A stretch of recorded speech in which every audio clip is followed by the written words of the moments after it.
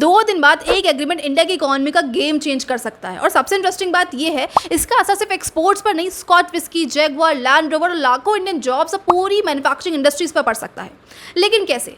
15 जुलाई 2026 से इंडिया और यूके के बीच फ्री ट्रेड एग्रीमेंट यानी FTA ऑफिशियल इंप्लीमेंट होने जा रहा है। अगर सिंपल लैंग्वेज में समझे, जब दो कंट्रीज एक दूसरे के प्रोडक्ट्स पर लगने वाले इंपोर्ट्स टैक्सेस कम करती है तो ट्रेड बढ़ता है, और जब ट्रेड बढ़ता है तो इकोनॉमी भी तेजी से ग्रो करती है। एंड सबसे पहले यूके को इससे क्या मिला? इंडिया अगले 10 सालों में यूके के लगभग 90% एक्सपोर्ट्स पर टैरिफ कम करेगा।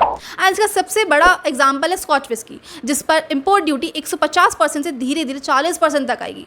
और कोटा के अंदर जैगुआर, लैंड रोवर और दूसरी ब्रिटिश लग्जरी कार्स पर इंपोर्ट ड्यूटी 100% से घटकर 10% तक आ सकती है। लेकिन अगर यूके को इतना बड़ा फायदा मिला तो इंडिया को बदले में क्या जीता?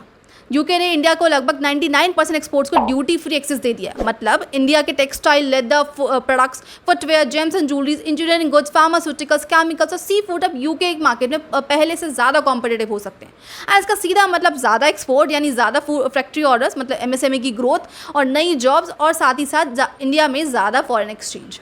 एंड इसी डील का टारगेट है 2030 तक इंडिया यूके ट्रेड को 120 बिलियन US डॉलर तक पहुंचाया जाए। एंड जबकि एस्टिमेट के मुताबिक 2040 तक इंडिया हर साल 25.5 बिलियन डॉलर्स का additional bilateral trade agreement generate कर सकता है।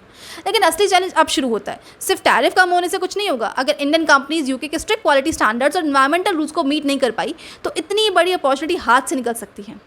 और शायद इसीलिए ये डील सिर्फ एक विस्की या फिर एक लग्जरी कार्स की नहीं, इंडिया के इकोनॉमिक फ्यूचर्स की डील है।